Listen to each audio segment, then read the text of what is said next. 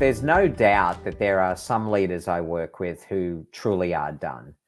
And they're the ones that I take to one side and sort of say, look, you're not doing yourself, your team, your organization any favor at all faking it right now. We need to get you to tap out, and I'll work with you to go through what you need to do to recapture your mojo and get yourself a new start. But that's less than 5% of the leaders that I work with. The others, it's more about helping them with their mindset. It's why the first part of the book is devoted to the mindset of the individual. And let's talk a little bit about that. And I'll just try to bring that to life a little bit, because Graham and I in the book really talk about it being the superpower on the pathway from disruption to advantage is developing that advantage mindset. And in the book, we sort of talk about what happens to human beings when they're faced with threat, uncertainty, turbulence. We're pre-wired to go defensive. That's why we're the dominant species on the planet. Many of the people watching this would have studied flight or fight. And it was sort of, it's ingrained deeply within us, but it was only really meant to be triggered every now and again when we stumbled across a saber-toothed tiger and we needed to get the hell out of there. But our bodies actually go through a physical change.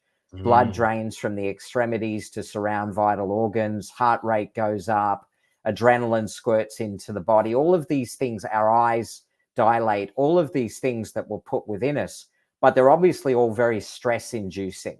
They cause us anxiety because that's how the body responds the way it does.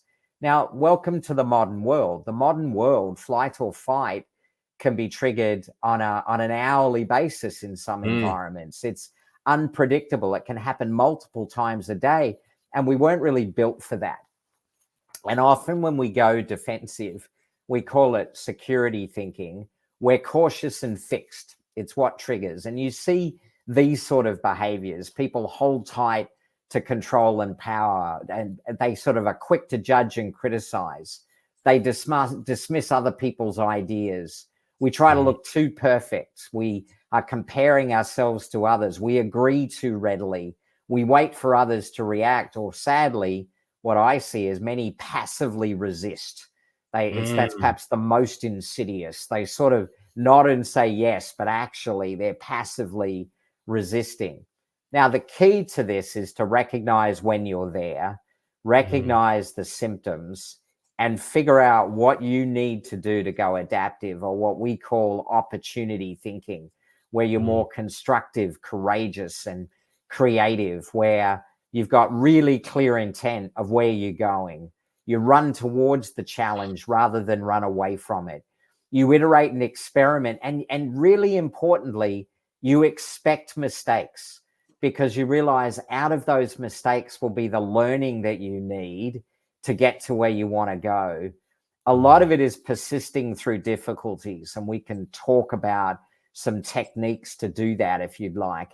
It's about assertively speaking up, building relationships, and encouraging alternative views. And as you can probably tell as I rattle off those descriptors, those are the very thinking styles and behaviors you need to manage through unpredictable environments. And so 3 steps. First of all, recognize it when it comes and say to yourself, perfectly natural. Figure out, what do I need to do to flip from my defensive mindset to my adaptive mindset, and then go forward with courageous, creative thinking, where you expect mistakes, you encourage alternative views, and you have the ability to agile move from one thing to another when it doesn't quite work out the way you were thinking it would work out.